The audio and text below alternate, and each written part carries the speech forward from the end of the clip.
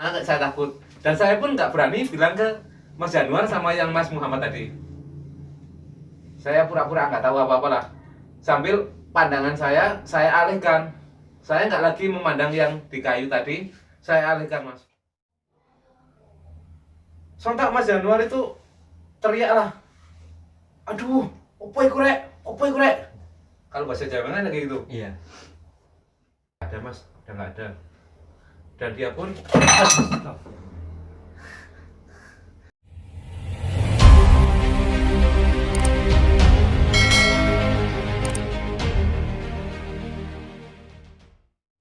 atau mungkin itu hanya penunggu tempat ini, Mas, bisa dikatakan beri salam lah kepada kita.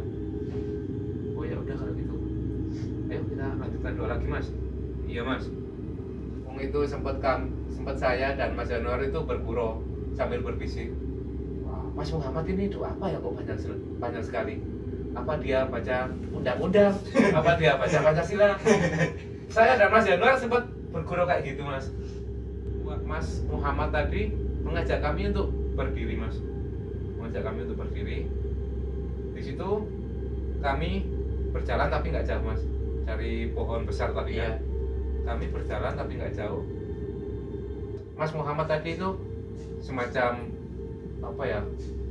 Kalau ya pendapat orang awam kayak gini, Mas. Kayak gini-gini loh, Mas. Nggak tahu apa namanya itu. Macam melakukan ritual gitu. Macam kayak gitu. Kami disuruh ngikuti di belakangnya. Tibalah di titik dia berhenti di tengah-tengah antara pohon-pohon beringin, terus yang makam yang ujung tadi, ya, sama makam yang di gerbang tadi, Mas. Tibalah kita di tengah-tengah situ. Kita bertiga berdoa lagi, Mas. Kita duduk bersilau di situ kan, berdoa lagi. Dan kembali lagi saya dan Mas Januar itu bertanya pada Mas Muhammad, Mas, masih lama kah? Dia masih Mas Muhammad itu nggak jawab lah, macam kayak terus melanjutkan ritualnya tadi, Mas. Dan Mas Januar pun semakin mendesak, bertanya terus, Mas, masih lama lah, masih lama, Mas, kayak gitu. Dan akhirnya Mas Muhammad menjawab, bentar lagi kayak gitu, bentar lagi. Kami pun duduk bertiga di situ sambil membaca doa. Saya masih dengan doa yang sama tadi, Al-Fatihah tadi ya. Mas Januar pun juga begitu, masih dengan Al-Fatihah. Tapi yang bikin saya jengkel ini, Mas Januar mengulangi perbuatan yang tadi, Mas, yang berdoa tadi. Oh, yang semacam berdoa semacam dibuat gurauan kayak gitulah. Iya. Dia sambil berdoa Alam Nasroh Laka Sadroh itu di volumenya dibesarkan dan nadanya itu kayak macam dibuat bletengan lah, kalau saya macam bletengan kayak gitu kan, buat bercanda gitu ya. Iya. Saya pun agak mendekat kepada Mas Muhammad tadi sambil mencolek Mas Muhammad. Mas Januar itu kenapa ya? Udah 2 kali ini loh dia berdoa semacam dibuat bercanda kayak gitu. Mas Muhammad pun dia masih tetap berdoa sambil melakukan ritual tadi kan, kayak gitu. Kondisi kami bertiga itu, saya dekat sama Mas Januar dan Mas Muhammad ini ada di depan kami. Oh, seperti duduk melingkar gitu, Mas. Iya, duduk melingkar itu. Sesekali Mas Muhammad ini nggak duduk, Mas, sesekali dia itu berjalan sambil apalah namanya, saya juga sendiri nggak tahu, macam kayak gini melakukan ritual tadi ya, macam merasakan atau meraba-raba kayak gitulah, gitu kan. Sesekali dia itu berdiri kayak gitu. Singkat cerita ini, Mas, ini astaga, yang sosok yang saya lihat dan Mas Januar lihat pertama kali tadi, Mas, itu nampak lagi, Mas, dan nampaknya pun itu sudah nggak jauh dari kami.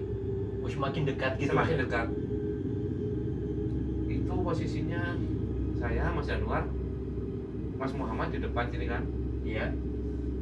ini kan saya berjejeran dengan Mas Januar, Mas Muhammad di depan Iya. kami dan menghadap ke kami berdua itulah sambil membaca doa. Itu lokasi itu pas persisnya itu dia menampakkan lagi di belakang Mas Muhammad mas, yang sosok putih berambut panjang tadi, berambut panjang tadi loh.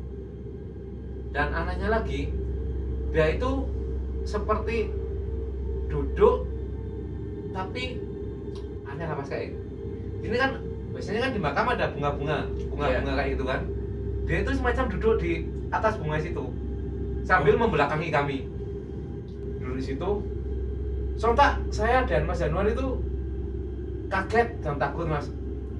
Sampai-sampai Mas Januar itu nggak berani melihat sosok yang putih berambut panjang tadi mas. Dia putar badan, dia balik, dia membelakangi. Sambil dia berucap astagfirullahaladzim, sambil kayak ketakutan kayak gitu mas. Astagfirullahaladzim kayak gitu. Dan pemandangan itu saya sendiri lihat pun lama mas. Sosok putri itu duduk di atas bunga. Singkat cerita, Mas Januar yang sudah menghadap ke belakang tadi mas, itu katanya dia melihat lagi. Dia semakin panik mas. Dia makin panik. Sampai-sampai itu wajahnya itu ditaruh di bahu saya sini loh mas. Sampai dia ketakutan kayak gini. Mas Muhammad tadi yang ngasih berdoa, entah dia ingin konsen dengan berdoanya supaya cepat dapat Apa yang diharapkan? ya pusaka ataupun apa itu kan, sampai-sampai dia nggak menghiraukan kami berdua itu mas, nggak menghiraukan kami berdua. Kami berdua di situ udahlah semacam gimana mas ya, takut ya kan. Terus yang teman kami yang Mas Muhammad yang sudah ngerti kayak gitu tadi kan, Iya. itu kok gak mendekat pada Cuek kami, gitu lah ya. macam cuek kayak gitulah. Kami berdua di situ pun udah baca doa sebisanya lah, sambil saya sedikit menenangkan Mas Januar tadi mas. Mas udah nggak ada, dan dia pun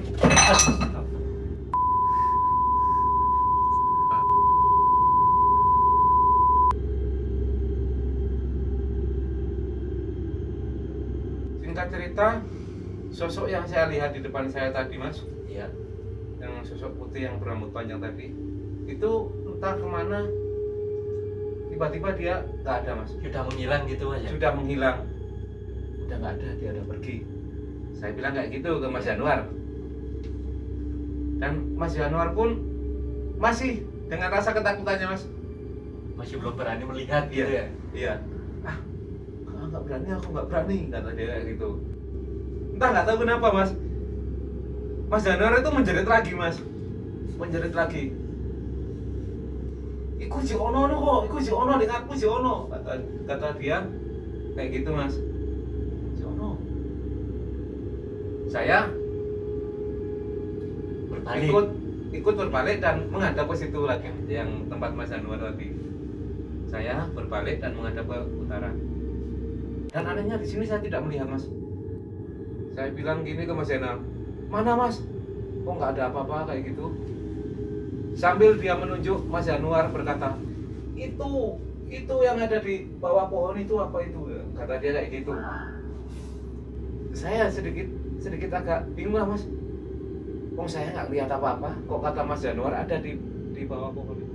Kira Mas Januar itu sambil sadar lagi lah, roboh lagi kepalanya ke bahu saya, sambil dia agak bisa dikatakan entah menangis entah apa masih sambil kayak gitulah. Lama dia kayak gitu, dan akhirnya Mas Muhammad yang di depan tadi mendekat. Mas mari wis kate mari, kata dia kayak gitu. Udah bentar lagi kayak gitu kan. Tapi Mas Januar ini masih dengan nada meringih kayak gitu lah mas, nada ketakutan gitu. Setelah itu Mas Muhammad bilang ke saya itu kayak gini mas, opo arek iki, kalau bahasa Jawanya kayak gitu. Kenapa dia kayak gitu kan? kok sosok itu ada dua, kata dia kan kayak gitu. Iya. Saya juga kebingungan mas, itu masalahnya kan sosok yang kita lihat itu yang pertama sama yang di belakang sama ini itu sama kayak gitu kan. Terus Mas Muhammad bilang kayak gini, waduh kalian tadi masalahnya nih bercanda, yang berdoa sambil bercanda tadi masalahnya kan kita ini kan apa ya, kita ini istilahnya kita kan datang ke tempat orang, Iya. tapi kita tidak ada unggah-ungguh lah, macam begitu, unggah-ungguh sopan santun lah. Kita datang, benar kita datang dengan baik, dengan kita Niatnya baik. niat baik, kita berdoa di situ tadi. Tapi di tengah-tengah doa, kalian berdoa itu ada sempat bercanda. Anehnya di sini mas, aduh mas, macam ketakutan kayak mana ya, kayak ekspresi wajahnya itu udah beda lah dari yang semula itu, udah beda ekspresi wajahnya itu. Sampai dia ditanya, Mas Januar, dia nggak jawab mas, nggak jawab sama sekali. Mas Januar, ayo Mas Januar. Semakin dia ditanya, ayo mas, kayak gitu kan.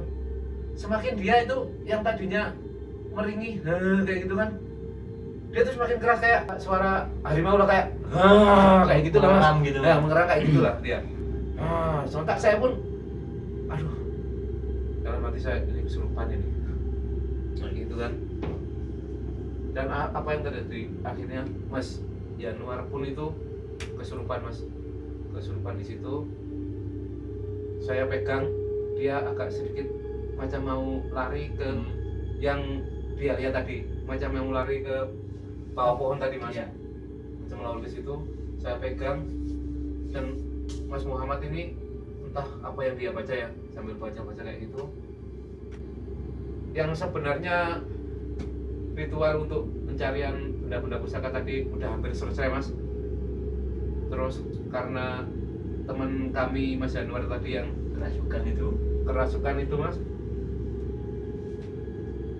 kami pun, saya dan Mas Muhammad sepakat, mas udah mas, hentikan saja daripada nanti apa, ada hal-hal yang tidak diinginkan kan. Setelah Mas Muhammad membaca doa itu, Mas Januarnya pun itu masih belum sadar mas, masih belum sadar. Dia tetap menggerang kayak macam apa ya, macam harimau kayak itulah. Sontak keadaan kami yang di tengah-tengah tadi mas makin panik lah, makin panik. Masalahnya kan kami cuma bertiga. Iya. Makin panik kami bertiga di situ. Udah, terus saya mengajak Mas Muhammad, mas, ayo mas, kita mikir aja lah, kita keluar dari tengah-tengah sini.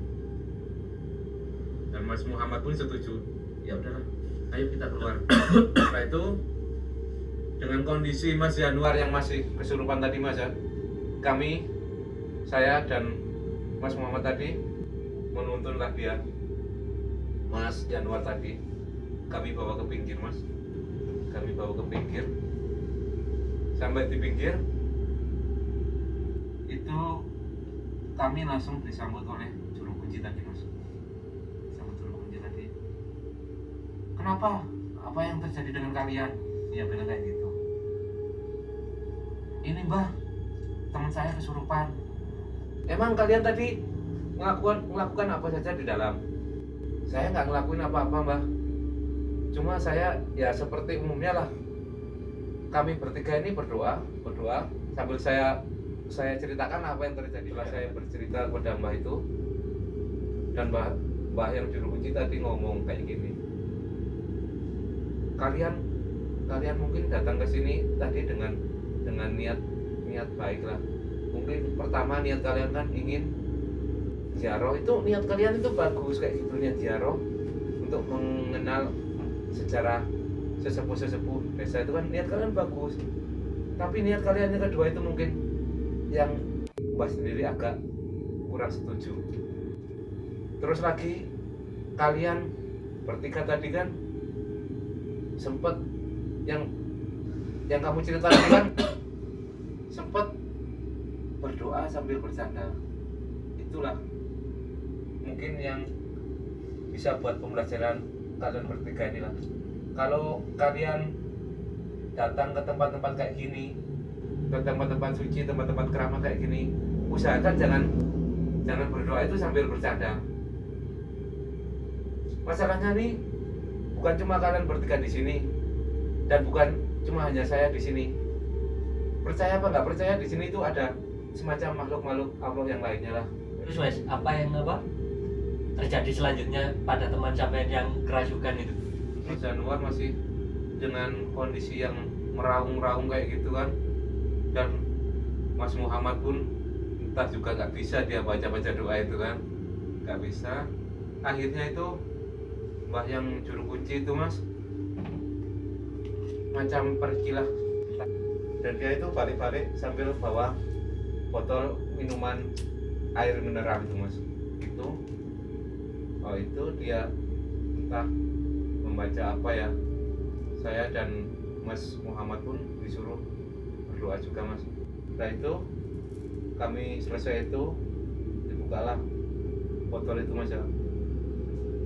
Pertama itu di macam ya, gimana Mas ya, dibasukan gitu kan? Iya macam gini kan, basukan di keningnya sini, dada sini, sama di telapak kaki. Bukan sini Mas. Oh, Apa namanya? di betisnya Iya, ini ya? di betisnya itu. Tapi yang betis yang belakang. Gitu. Setelah itu Mas Januar pun Mas tersadar. Dia itu tidak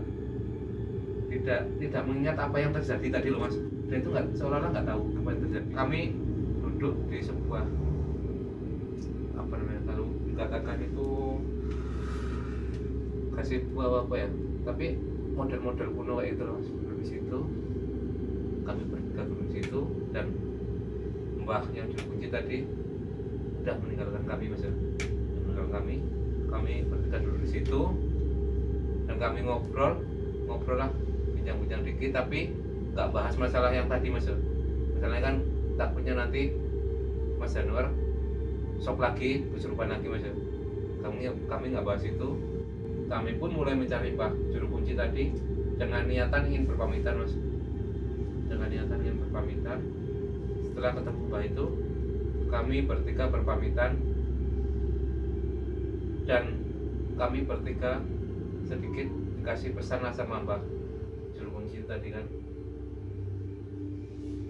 Kalian kalau mau ada acara-acara kayak gini, macam acara penarikan pusaka atau gimana, kalian itu harus setidaknya bawa orang tua lah, orang katakan tua yang atau pembimbing gitu ya? Iya, orang ngerti kayak itulah.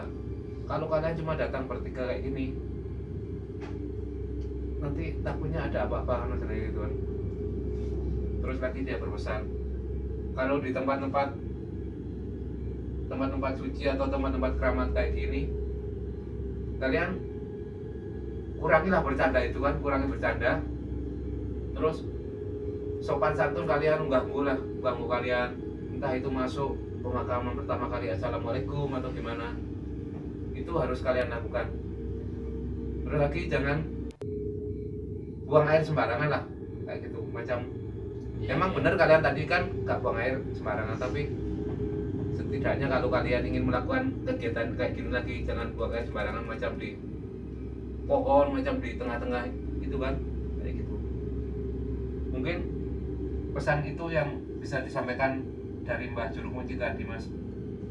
Kami bertiga pun bergegas menuju motor kami Mas. Kami mulailah naik motor situ dengan berboncengan 3, dan kami pun lanjutkan perjalanan untuk pulang. Mungkin dari sedikit cerita pengalaman saya tadi Mas, mungkin dapat kita ambil kesimpulan bahwasanya kalau kita pergi ke tempat-tempat suci, tempat-tempat macam tempat-tempat tua macam punden ataupun keramat kayak gitulah, itu usahakan kita semua itu punya sopan santun atau unggah-ungguh lah. Bukan cuma kita selaku manusia di sini, masih ada lagi makhluk-makhluk lain ciptaan Allah yang berdampingan dengan kita. Mungkin cuma sedikit pengalaman yang bisa saya ceritakan untuk malam hari ini. Ada kurang lebihnya, ada kata-kata yang salah, saya ucapkan minta maaf dan terima kasih. Assalamualaikum warahmatullahi wabarakatuh.